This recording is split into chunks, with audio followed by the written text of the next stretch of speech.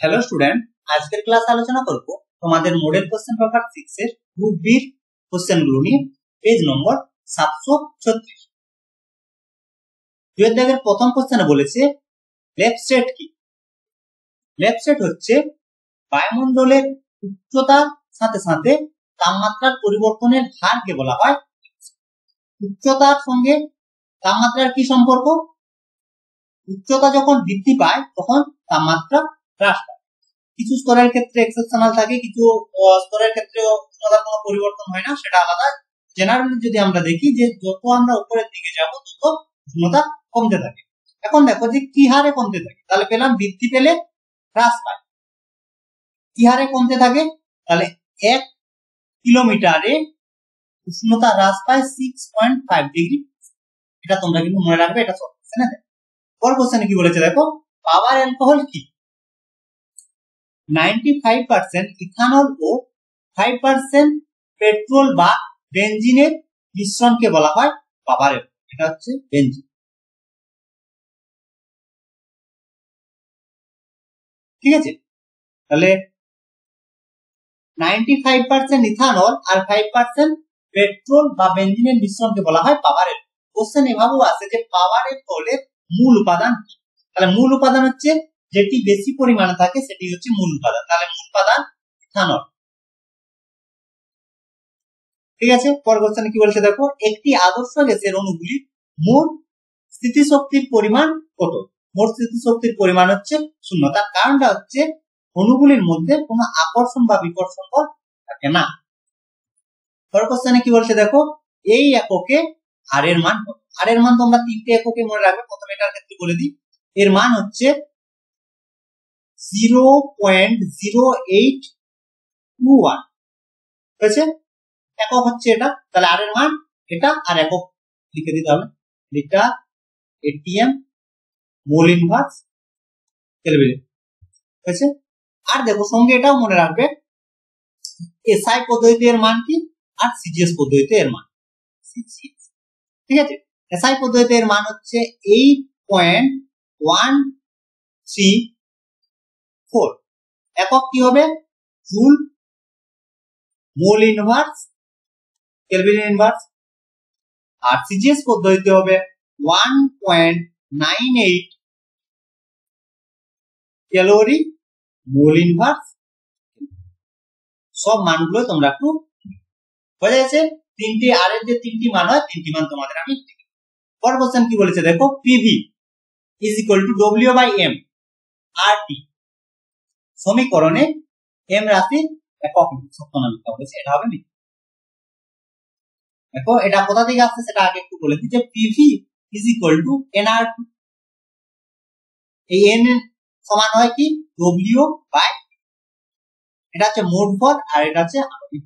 আর M এর নির্দিষ্ট একক রয়েছে, এটা তাহলে হচ্ছে মিথ্যা। এম এর একক কি?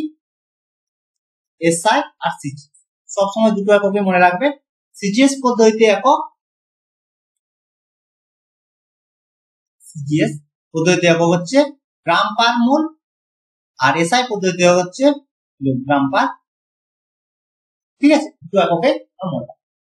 পরের কোশ্চেনে কি বলেছে দেখো, শূন্য স্থানে তাপ পরিবাহিতাঙ্কের মান কত? শূন্য স্থানে তাপ পরিবাহিতাঙ্কের মান হয় 0। পরের কোশ্চেন, কঠিন তরল ও গ্যাসের মধ্যে কার তাপীয় প্রসারণ সব থেকে বেশি? তাপীয় প্রসারণ গ্যাসের সব থেকে বেশি। অ্যান্সার হচ্ছে গ্যাস। পরের কোশ্চেন, বাম স্তম্ভের সঙ্গে আমাদের ডান স্তম্ভ মিলাও। প্রথমে কি বলেছে দেখো, কম্পাঙ্ক সর্বাধিক কম্পাঙ্ক হচ্ছে এটা গামার ক্ষেত্রে কি হচ্ছে। তারপর হচ্ছে পৃথিবীর মোট বিভব 0 এ। তারপর তিনি বলেছে কি, আলোক রশ্মি লঘু মাধ্যম থেকে ঘন মাধ্যমে প্রবেশ করলে। ডিতে দেখো দিয়েছে sine i greater than sine r. আর 4 এ বলেছে মুক্ত বর্তনীর রোধ। তাহলে একটা দেখো দুটো পড়ে থাকছে, তাহলে সি আর ই। তাহলে এটার অ্যান্সার হবে ওসি। রোধ হচ্ছে ওসি নট। অপশন নয়, সি তে দেখো দিয়েছে। বুঝা গেল? তাহলে পেলাম কি ডি এ বি সি। পরের কোশ্চেন বলেছে, একটি তেজস্ক্রিয় মৌলের নাম লেখো যার আকরিকে ভূতাত্ত্বিক ঘড়ি বলা, এটার অ্যান্সার হবে ইউরেনিয়াম। ইউরেনিয়াম, ঠিক আছে। পরের কোশ্চেন বলেছে নিউক্লিয় রিঅ্যাক্টরে জ্বালানি হিসেবে কি ব্যবহার করা হয়? ইউরেনিয়াম 235, ঠিক আছে। এরপর হচ্ছে সুপার সুপার হ্যালোজেন কাকে বলে? তোমরা একটু লিখে নাও সবাই। এমন যৌগ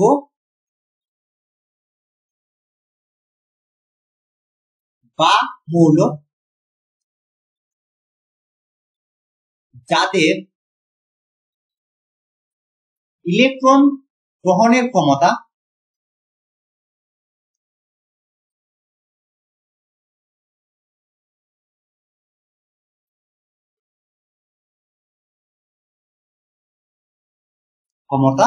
হ্যালোজেনের থেকে বেশি।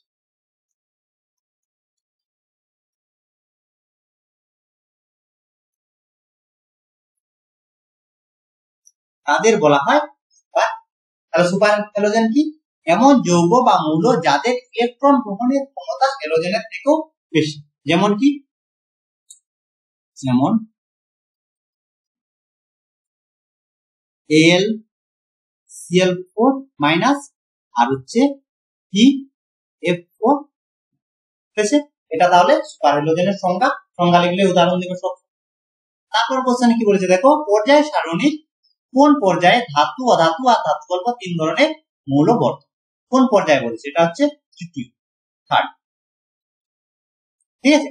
পরের কোশ্চেন, বিরল মৃত্তিকা শ্রেণীর দুই প্রান্তিক মৌলগুলির নাম। তাহলে দুই প্রান্তে কোন দুটি মৌল থাকে? অ্যান্সার কি হবে তাহলে? একটা হচ্ছেLa আর একটা হচ্ছে La বলতে কি, আর Lu কি? La হচ্ছে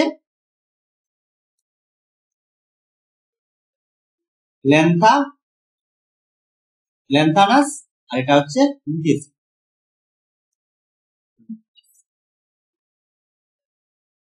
ঠিক আছে। পরের কোশ্চেনে বলেছে কি, যে সমযোজী যৌগে অণুর কোনো অস্তিত্ব থাকে না, এটা হবে নি।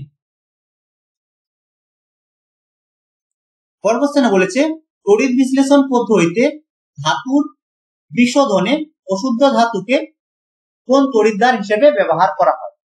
অ্যান্সার হবে অ্যানোড। পরের কোশ্চেনে বলেছে রূপার উপর সোনার তড়িৎ লেপনে তড়িৎ বিশ্লেষণ হিসেবে কি ব্যবহার করা? দেখো, সোনার ক্ষেত্রে আর রূপর ক্ষেত্রে দুটোই মনে রাখবে। সোনার ক্ষেত্রে ব্যবহার করা হয় ওরোসাইনাইড, কি ওরোসাইনাইড? পটাশিয়াম ওরোসাইনাইড। আর যদি বলা হয় রূপর প্রলেপ দেওয়া হয় তখন হবে আর্জেন্টোসাইনাইড, পটাশিয়াম আর্জেন্টোসাইনাইড। তাহলে সোনার প্রলেপ দেওয়া হচ্ছে, তাহলে অ্যান্সার হবে পটাশিয়াম ওরোসাইনাইড।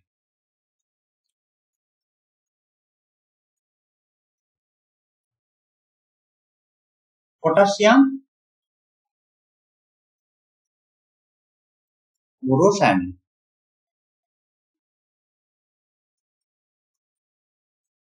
সংকেতগুলো তোমরা মনে রাখবে, অনেক ক্ষেত্রে বলে দেয় যে সংকেত লিখো, যে তড়িৎ বিশ্লেষণটি ব্যবহার করা হয় তার সংকেত।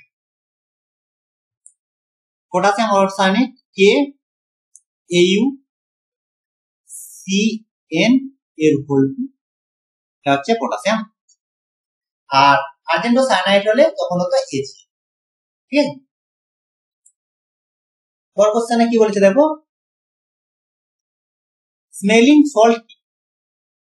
স্মেলিং সল্ট বলা হয় অ্যামোনিয়াম কার্বনেটকে বলা হয় স্মেলিং সল্ট।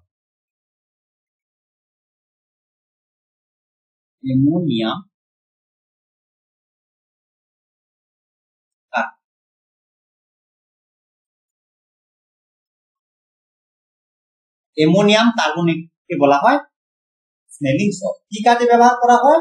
যখন কোনো ব্যক্তি অজ্ঞান হয়ে যায় তার জ্ঞান ফেরানোর জন্য ব্যবহার করা হয়, বা সচেতন অবস্থায় ফিরে আনার জন্য ব্যবহার করা হয় পটাশিয়াম বলছে আবার অ্যামোনিয়াম কার্বনেট বা স্মেলিং সল্ট।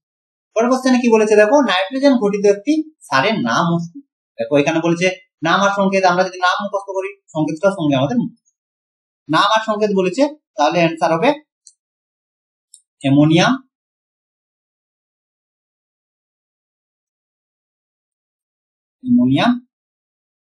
সালফেট।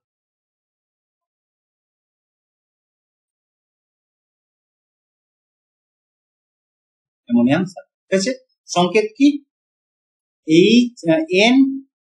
NH4 এর হোল টু হচ্ছে অ্যামোনিয়াম সালফেটের। পরের কোশ্চেন, যে ডেল্টা মেটালের উপাদানগুলি কি? ডেল্টা মেটালের কপার, জিঙ্ক, Fe আর হচ্ছে, তোমাদের সবসময় আমি বলি যে পার্সেন্টেজ গুলো কিন্তু মনে রাখবে। কপার কত পার্সেন্ট থাকে? 55% থাকে কপার, জিঙ্ক থাকে 40%, আর এই দুটো মিলে থাকে, ঠিক আছে। তারপর কোশ্চেনে কি বলেছে দেখো, বিগালক। বিগালককে এটা একটু লিখে নাও, আকরিক থেকে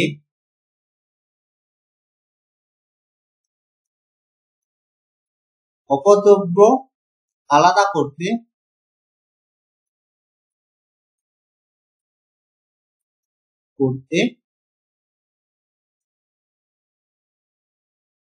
ব্যবহৃত রাসায়নিক পদার্থকে বিগালক। বোঝা গেছে? তাহলে বিগালক কি? আকরিক থেকে অপদ্রব্য আলাদা করতে ব্যবহৃত রাসায়নিক পদার্থকে বলা হয়। পরের প্রশ্ন, সত্য মিথ্যা? যে ধাতুর আকরিক থেকে ধাতু নিষ্কাশনে বিজারণ অপরিহার্য, এটা হবে সত্য। পরের কোশ্চেন কি বলেছে, গাম্বুট তৈরিতে কোন জৈব যৌগ ব্যবহার? এখানে লিখে দিচ্ছি,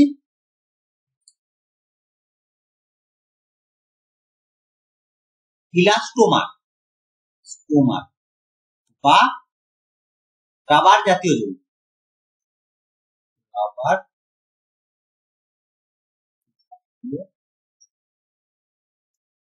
বা এটাও দেয় যে রাবার জাতীয় যৌগের মূল উপাদান হচ্ছে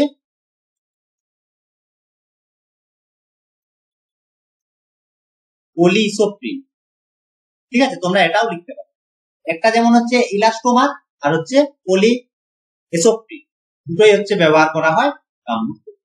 তারপর কোশ্চেন হচ্ছে ইউপ্যাক নাম, এটা CH ওএইচ আছে, আর এখানেও ওএইচ রয়েছে, CH3। দেখো এখানে আমি লিখছি CH3 CH OH, তারপর CH এর উপরেও রয়েছে OH আর CH, এর ইউপ্যাক নাম আমাদের। তাহলে আমাদের প্রথমে কার্বন কাউন্ট করতে হবে, 1 2 3, ঠিক আছে। 4টা কার্বন রয়েছে, 4টা কার্বন থাকলে কি হয়? বিউট হয়। তাহলে বিউটেন। এখন দেখো 2 নম্বর আর 3 নম্বর এদিক থেকে যদি কাউন্ট করো তাহলে দেখবে 2 নম্বর আর 3 নম্বর পজিশনে ওএইচ রয়েছে, তাহলে 2 3 হয়েছে, 2 3। এরপর হচ্ছে 2 3 যদি থাকে তাহলে দুটো থাকলে কি হয়? ডাই হয়, ডাই। আর ওএইচ থাকলে হয় অল। তাহলে এর ইউপ্যাক নাম হচ্ছে বিউটেন 2 3 ডাই, হয়ে গেল। এটা হচ্ছে পরের কোশ্চেনে কি বলেছে দেখো, C12HNO2 যৌগটি ফর্মিক অ্যাসিডের সমগণীয় হলে N এর মান। দেখো সমগণীয় কনসেপ্ট, সমগণীয় বলতে একটা যৌগ থেকে পরের যৌগের ক্ষেত্রে পার্থক্য, সি আর এইচ এর পার্থক্য হচ্ছে কার্বন একটা আর হাইড্রোজেন, এটা হচ্ছে সমগণীয়। তাহলে একটা যৌগ থেকে যখন আরেকটা যৌগতে আমরা যাব তখন সমগণীয় পার্থক্য হবে কার্বনের একটা আর হাইড্রোজেন, ঠিক আছে। এরপর এই যৌগটির ক্ষেত্রে আমাদের N এর মান বের করতে হবে, ফর্মিক অ্যাসিডের সমগণীয়। তাহলে ফর্মিক অ্যাসিড কি? HCOOH, এটা হচ্ছে ফর্মিক অ্যাসিড। এখান থেকে যদি আমরা দেখি তাহলে কি পাবো? কার্বন রয়েছে একটা, হাইড্রোজেন রয়েছে দুটো, আর অক্সিজেন রয়েছে। এখন দেখো এই যে আমাদের একটা কার্বন আর এখানে আমাদের 12টা কার্বন, তাহলে কতগুলো যৌগর পর হচ্ছে? 11টা যৌগ, 11 নম্বর যৌগ হচ্ছে। 11 নম্বর, তাহলে প্রতিটাতে আমাদের একটা করে কার্বন যাচ্ছে আর হাইড্রোজেন দুটো করে যাচ্ছে, তাহলে 11 নম্বর যৌগের ক্ষেত্রে হাইড্রোজেনের পরিবর্তন কত হবে? 22টা। ঠিক আছে, 22টা যদি হয় আর এখানে রয়েছে কত? দুটো রয়েছে, তাহলে 22 আর 2 যোগ তাহলে আমরা, তাহলে n ইকুয়াল টু হচ্ছে কত? বুঝে গেছে? এখানে তোমাদের আমি লিখে দিয়েছি যে H ফরমিক অ্যাসিড, প্রথম ফরমিক অ্যাসিডের সংকেত H, এটাকে আমরা এইভাবে লিখেছি। তারপর আমরা কি দেখবো যে সমগণীয় ক্ষেত্রে যে পরিবর্তনটা সেটা হচ্ছে CH। তাহলে দেখো ফরমিক অ্যাসিডে একটি কার্বন থেকে কত 12 নম্বর কার্বনে যাচ্ছে, তাহলে অতিরিক্ত কত লাগছে? 11টি কার্বন, যার জন্য হচ্ছে প্রত্যেকটার জন্য CH2 কার্বন একটা হাইড্রোজেন দুটো করে লাগছে। এতে মোট হাইড্রোজেন হচ্ছে 22টা হাইড্রোজেন, তাহলে 22টা হাইড্রোজেন আর হচ্ছে আগের দুটো ছিল, তাহলে 22 আর 2 যদি যোগ করি হচ্ছে n ইকুয়াল টু হচ্ছে। তো এই ছিল আজকের ক্লাস। আশা করি আজকের ক্লাসে যদি কোনো সমস্যা থাকে অবশ্যই কমেন্ট করে জানাবে, আর ক্লাসগুলো যদি ভালো লাগে কমেন্ট করে জানাবে আর বন্ধুদের সাথে শেয়ার। তো আজ এই পর্যন্ত, তোমরা সবাই ভালো থাকো, বাই বাই।